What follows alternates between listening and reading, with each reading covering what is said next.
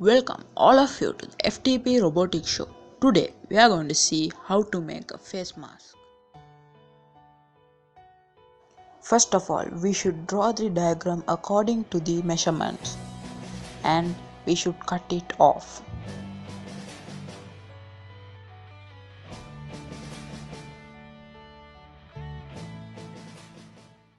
And now we should take a clean tissue bag and keep the cardboard block on it and draw the diagram. And now cut the tissue bag along the lines drawn. And you will get a shape like this. And now you should sew the lines which are straight and keep the curved edge side open. After sewing, it will look like this. Now you should turn to the opposite side to get a good finish.